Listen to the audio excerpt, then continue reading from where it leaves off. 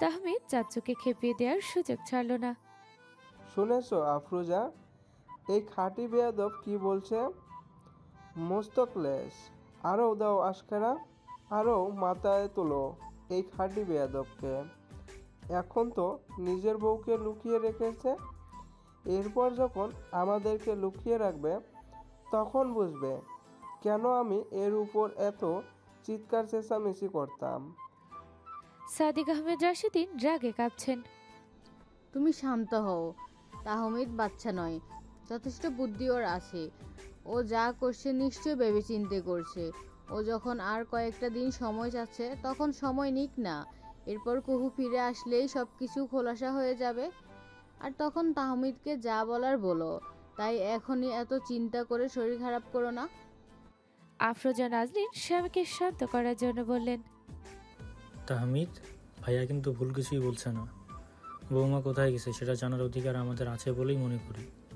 তুমি আমাদের কিছু জানাচ্ছ না, এটা তোমার ব্যাপার, কিন্তু তাই বলে তুমি ভাইয়াকে এভাবে বিরক্ত করতে পারো না। তোমার কাছে এমন আচরণ আশা করি না আমি। ভবিষ্যতে ভাইয়াকে কিছু বলার আগে আমার কথাটা স্মরণ করো। যাই হোক, বৌমা ভালোই ভালোই বাসায় ফিরে আসুক, এটাই চাই, কিন্তু সেটা যেন খুব তাড়াতাড়ি ঘটে। সাবির আহমেদ রাশিদিন ছেলেকে সাবধান করে দিলেন। সাবির, তুমি তাহমিদের সঙ্গে এভাবে কথা বলছো কেন? ও কি কোনো অন্যায় করেছে? নিজের চাচ্চুর সঙ্গে কথা বলছে ও, বাহিরের কারোর সঙ্গে কি দুষ্টুমি করছে? তুমি বাবা হয়ে যদি এমন কথা বলো তবে ছেলেটা কষ্ট পাবে না? তাহমিদ, তুই খেয়ে নে বাপ। আজ রাত থেকে তোর খাবার তোর রুমে পাঠিয়ে দেব। এরা তোকে এখানে শান্তিতে খেতে দেবে না। আফরোজা নাজনুন একটু রেগেই গেলেন। ঠিক আছে বড় মা, তুমি ছাড়া আমার কষ্ট কেউই বোঝে না। অবশ্য মাও বোঝে একটু একটু। তাহমিদ বোকা বোকা চেহারায় বলল। তাহমিদের মুখভঙ্গি দেখে হাসলেন আফরোজা নাজনীন। ছাড়ো না, রান্না করতে হবে তো। সকাল 10টা বাজে, অথচ সকালের খাবারই তৈরি করতে পারলাম না। এভাবে চেপে ধরে থাকলে রান্না করব কখন বলো তো? দৃষ্টি নিহানের কাছে থেকে ছাড়া পেতে মুচড়ামুচড়ি করছে। লাভ নেই, 12টার আগে তোকে ছাড়ছি না। সারা সপ্তাহ ধরে অফিস করে ছুটির দিনে বউকে জড়িয়ে ধরে শুয়ে থাকতেই পারি। এতে তোর এত সমস্যা কেন? ক্ষুধা লাগলে ফ্রিজ থেকে ফল মিষ্টি নামিয়ে খাবি। আমি মসজিদে যাওয়ার পর রান্না শুরু করবি, এখন চুপচাপ শুয়ে থাক। বিরক্ত করিস না, আদর করতে সমস্যা হচ্ছে। নিহান আরও শক্ত করে জড়িয়ে ধরল দৃষ্টিকে। দৃষ্টি বুঝলো এই লোকটার হাত থেকে 12টার আগে ওর মুক্তি নেই, তাই মটকা মেরে শুয়ে থাকলো। তবে তার মেয়াদ বেশিক্ষণ ছিল না, তার আগেই বেজে উঠল কলিং বেল। কলিং বেলের আওয়াজ পেতে দৃষ্টি নিহানের দিকে তাকিয়ে খিলখিলিয়ে হেসে উঠল। নিহানের মুখটা দেখার মতো হয়েছে। এবার ছাড়বে তো নাকি? কে এসেছে দেখতে হবে না? যা দেখ গিয়ে। দৃষ্টিকে অনেক কষ্টে ছেড়ে দিয়ে বলল নিহান। দরজা খুলে অবাক হয়ে গেল দৃষ্টি। সামনে দাঁড়ানো বড়মাকে দেখে ওর বুকের ভেতরটা হু হু করে উঠল। বড়মার চেহারার হাল এমন হয়েছে কেন? চোখের নিচে কালি পড়েছে, শুকিয়ে কাঠ হয়ে গেছে। তার চোখ মুখ জড়িয়ে বিরাজ করছে শুধুই হতাশা আর লজ্জা। বড় মা, তুমি এসেছো? এসো, ভেতরে এসো। একাই এসেছো তুমি? চাচা আসেননি? দৃষ্টি রাখি আক্তারকে হাত ধরে ভেতরে নিয়ে আসলো। নিহান কোথায় দৃষ্টি? ওকে ডাকলে আমার সামনে আসবে না। ভেতরে ঢুকে দৃষ্টিকে জিজ্ঞেস করলো রাখি। কেন আসবে না? সে তোমার ছেলে নয়? তার প্রতি তোমার অধিকার নেই? ডাকো তাকে, দেখি সে কেমন না এসে থাকতে পারি। সে যদি না আসে তবে তোমার সঙ্গে আমি নাটোরে চলে যাব। দৃষ্টির কথায় কিছু একটা ছিল যেটা বুঝতে পেরে উচ্ছ্বসিত হলো রাখির অন্তর। খুশিতে চোখের কোণে পানি জমল। এই মেয়েটাকে সে নিহানের জীবন থেকে সরাতে চেয়েছিল, কারণে অকারণে অপমান করত। মেয়েটাকে কষ্ট দেওয়ার জন্য নিজেকে ধিক্কার দিল রাখি। চোখ মুছে সাহস সঞ্চার করে নিহানকে ডাকলো। নিহান, কোথায় তুই? আব্বা, দেখ তোর পাপি আম্মু এসেছে। আম্মুর গলা শুনলাম মনে হয়। নিহান ধরপড়িয়ে শোয়া থেকে উঠে বসলো। দ্বিধার দোলাচলে দুলছে ওর মন। মাই যদি হয় তবে কি ওর বাহিরে যাওয়া উচিত? ওর মনের একাংশ বলছে যাওয়া উচিত। মা ডাকছে আর সন্তান তার কাছে যাবে না, এটা হতে পারে না। কিন্তু মনের আরেক অংশে অভিমান জন্মেছে। সে বলেছে, কেন যাবি তুই বাহিরে? তোর মা তোর দৃষ্টিকে কম অপমান করেনি, ওদের 3 ভাই বোনকে কম কষ্ট দেয়নি। শুরু হলো নিহানের পরীক্ষা। আমি জানতাম নিহান আসবে না। ও আমাকে কতদিন ক্ষমা করবে না। কথাগুলো বলে রাহি হু হু করে কেঁদে উঠল। দৃষ্টি বেডরুমের দরজার দিকে চাতকিনী ন্যায় চেয়ে আছে। ও মনে প্রাণে চাইছে নিহান ভাই একবার বেরিয়ে আসুক, মা ছেলের মানবিমানের পালা ঘোচাক। কিন্তু নিহান ভাইয়া যে আসছে না। কেন নিহান ভাইয়া, কেন এত রাগ কেন তোমার? দৃষ্টি সিদ্ধান্ত নিল ও রুম থেকে নিহানকে জোর করে বের করবে। পা বাড়ালো বেডরুমের দিকে, কিন্তু দুপায়ে গিয়েই থেমে গেল। নিহান বেরিয়ে এসেছে। আম্মু, তুমি? নিহানকে দেখে রাখি দৌড়ে গেল ছেলের দিকে। তুমি কেন এসেছো? চলেই তো গিয়েছিলে আমাকে ছেড়ে, তবে আবার ফিরে আসলে কেন? দয়া দেখাতে এসেছো? চাই না তোমার দয়া। শিকতা ফুপিয়ে কেঁদে উঠল। আনান অসহায় চোখে শিকতার কান্না দেখছে, সহ্য করতে পারছে না ও শিকতার চোখের পানি, কিন্তু ও নিরুপায়। শিকতা ওকে কিছুতে নিজের কাছে ভিড়তে দিচ্ছে না। সরি, আর কখনোই ভুল হবে না। তুই জানিস না আমি কোন পরিস্থিতির মধ্যে দিয়ে যাচ্ছিলাম। কিছুতেই নিজেকে প্রবোধ দিতে পারছিলাম না। নিজের পরিবারটা ভেঙে যেতে দেখে রাগ হচ্ছিল। বারবার মনে হচ্ছিল তোকে কখনোই পাওয়া হবে না আমার। বাবা মামি কখনোই আমাদের সংসারে তোকে বউ করে পাঠাবে না। আর এই সব কিছুর জন্য দায়ী আমার আম্মু। তাই আম্মুকে শাস্তি দিতে একজন ব্যর্থ সন্তান হওয়ার দায়ে নিজেকে সবকিছু থেকে দূরে সরিয়ে নিয়েছিলাম। আমার এই সিদ্ধান্তে তুই কষ্ট পাবি এটাও আমি জানতাম, কিন্তু নিরুপায় ছিলাম। নিজের গোপন কষ্ট কাউকে বলতেও পারছিলাম না, আবার সহ্যও করতে পারছিলাম না। দুহাতে তালুতেই মুখ ঘষল আনান। অপরাধ বোধে ভুগছে সবকিছুর জন্য। শিকতার চোখে চোখ মেলাতে পারছে না। আর কি এত কিছু ভেবে নিয়েছো? আমি তোমার সঙ্গে সংসার করব। এর মধ্যে ফুপুর কথা আসছে কেন? তুমি ফুপুর উপর দোষ চাপিয়ে নিজেকে সাধু বানাতে চাচ্ছ? তুমিও কম দোষী নও। আমাকে কাটিয়েছো তুমি, পাগলের মতো হয়ে গেছিলাম। রাতের পর রাত নির্ঘুম কাটিয়েছি। সব কিছুর জন্য দায়ী তুমি। তুমি আজ এসেছো আমাকে সান্ত্বনা দিতে। পালিয়ে যাওয়ার আগে তোমার একবারও মনে হয়নি আমি কষ্ট পাবো? হেঁচকি তুলে কাছে মেয়েটা, কিছুতেই কান্না থামাতে পারছে না। তুই যে শাস্তি দিবি আমি মাথা পেতে নেব, তবুও কাঁদিস না। তোর কান্না আমি সহ্য করতে পারছি না। অপরাধীর মতো মিনমিন করে বলল আনান। আমি বিয়ে করে অন্য একজনের হাত ধরে এই বাড়ি ছেড়ে চলে যাব, আর তুমি সেটা দাঁড়িয়ে দাঁড়িয়ে দেখবে। এটাই তোমার শাস্তি। শিকতার কথাই ওর দিকে চমকে তাকালো আনান। ওর বুকটা ঢিপ ঢিপ করছে। এই মেয়ে বলে কি? এমন কথা বলিস না প্লিজ। আমি মরে যাব। তোকে ছাড়া বাঁচার কথা আমি ভাবতেও পারি না। তোকে ছাড়া আমি শূন্য। আমার পৃথিবী জুড়ে শুধু তোরই বাস। তোর উপর শুধু আমারই অধিকার। এতটুকু বলতেই গলা কেঁপে উঠল আনানের। শিকতাকে হারানোর ভয় বুকে বাসা বাঁধল। সত্যি কি শিকতা ওকে ছেড়ে চলে যাবে? না, এটা হতে পারে না। ডায়লগ বন্ধ করো। পালিয়ে যাবার আগে কথাগুলো মনে হয়নি? তুমি যখন আমার কথা ভাবোনি, তখন তোমার কথা আমি ভাববো। এটা ভাবছো কেন? ভাববো না আমি তোমার কথা? শিকতা হাঁপাচ্ছে। এভাবে বলিস না, মরে যাব। কান্না পেল আনানের। চোখের পানি লুকানোর কোনো চেষ্টাই করলো না। আনানকে কাঁদতে দেখে চমকায় শিকতা। ও আনানকে একটু ভয় দেখাতে চেয়েছিল, কিন্তু এই ছেলে তো দেখি কাঁদছে। শিকতা চেয়েছিল গত কয়েকদিন ও যত কেঁদেছে তার থেকেও বেশি কষ্ট দেবে আনানকে, কিন্তু এই ছেলেটা দেখছি শিকতা কষ্ট দেওয়ার আগে কান্নাকাটি শুরু করেছে। প্রমোদ গুনল শিকতা আনানকে এই মুহূর্তে কতটা অসহায় দেখাচ্ছে সেটা যদি এই বাড়ির কেউ দেখতো, তবে নির্ঘাত শিকতাকে দুঃখা বসিয়ে দিত। না, এই ছেলেটাকে আর কাঁদানো উচিত হবে না। দীর্ঘশ্বাস ছেড়ে শিকতা এগিয়ে গেল আনানের দিকে। আমাকে ক্ষমা করে দে দৃষ্টি। আমি তোদের সঙ্গে দুর্ব্যবহার করে অন্যায় করেছি। আমার ইচ্ছাকৃত ভুলগুলোর জন্য তোদের কাছে ক্ষমা চাচ্ছি। তোরা ক্ষমা না করলে মরেও শান্তি পাবো না আমি কুহুর কাছেও ক্ষমা চাইব। তোদেরকে নিয়ে আমি সংসারে বাকিটা জীবন সুখে কাটাতে চাই। রাখি আক্তার হাওয়া করে কেঁদে উঠল। দৃষ্টি বড়মার হাত দুটো ধরে তাকে সান্ত্বনা দিতে চাইল, বড়মার মন ভালো করতে চাইল। কেঁদো না বড় মা। বড়রা যেমন ছোটদের আদর করে, তেমনি প্রয়োজনে শাসন করার অধিকারও রাখে তারা। আর তুমি তো আমাদের মা, আমাদেরকে শাসন করার অধিকার তোমার আছে। আমরা অন্যায় করেছি, তুমি শাসন করেছো। এত কষ্ট পাচ্ছ কেন? তোমার ছেলেকে দেখো, সে তোমাকে কাঁদতে দেখে নিজেই কাঁদার আয়োজন করছে। তোমার ছেলেটার মন মেয়েদের মতোই নরম সরম। এর তো ছেলে নয়, মেয়ে হওয়া দরকার ছিল। দৃষ্টির কথা শুনে আঁচলে চোখ মুছল রাখি।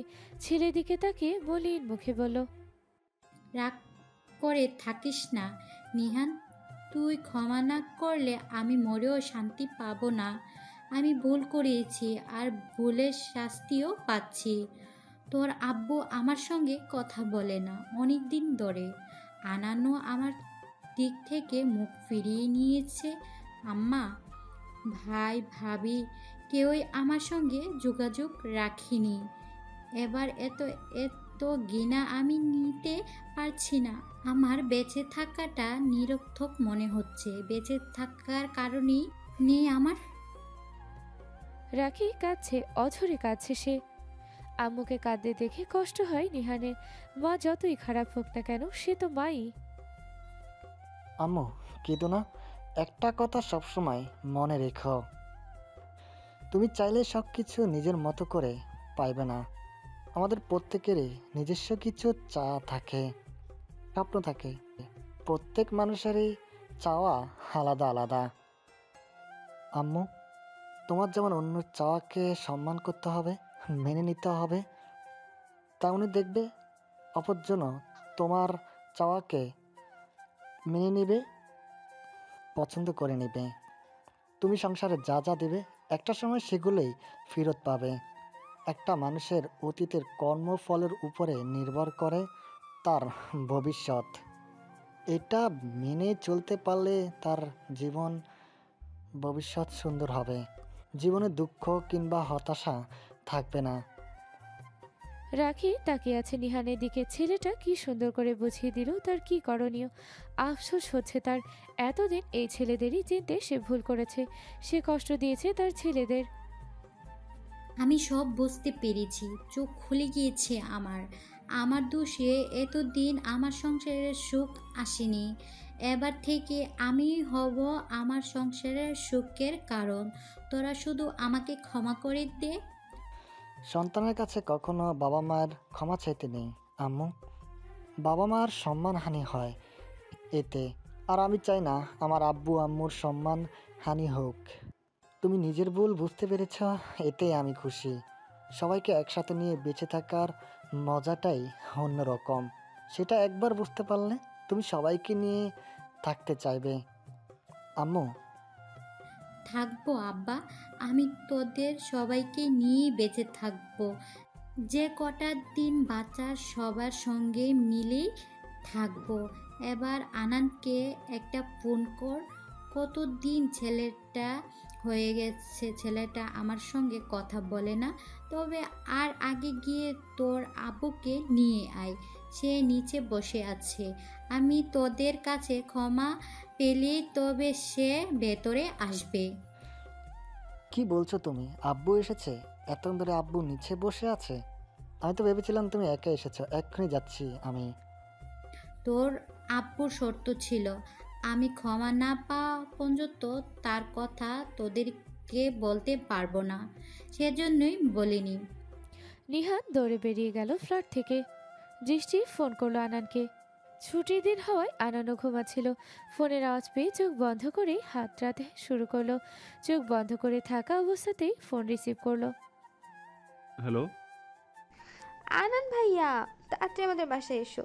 তোমার ভাতিজার চাচ্চুর জন্য টাও টাও করে কাঁদছে। তুমি ছাড়া ওকে কেউ শান্ত করতে পারবে না। দৃষ্টির চিৎকারে কানে তালা লেগে গেল আনানের। বিস্ময়ে শোয়া থেকে উঠে বসলো। দৃষ্টির চিৎকার এখনো ওর মাথার মধ্যে দৌড়ে বেড়াচ্ছে। দোষী মেয়েটা ওকে ভয় পাইয়ে দিয়েছে। আনান ভাবলো, ভাইয়া এর মেয়ের অত্যাচার সহ্য করে এতগুলো দিন টিকে আছে কিভাবে। ধৈর্য আছে ভাইয়ার।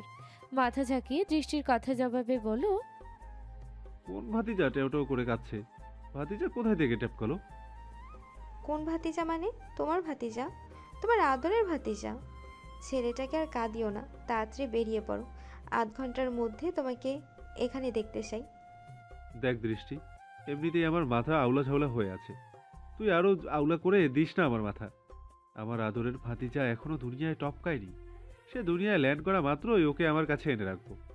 কারণ তোর মতো স্ক্রু ঢিলা মায়ের কাছে থাকলে আমার পুচকুটারও তোর মতো স্ক্রু ঢিলা হয়ে যাবে। তাই এখন হম্বি তম্বি রেখে ফোন কেটে সে। আমি ঘুমাবো। দেব না আমি আমার পুষ্কুকে। তুমি ওর মায়ের কথা শুনবে না আর ওকেও নিজের কাছে রাখবে।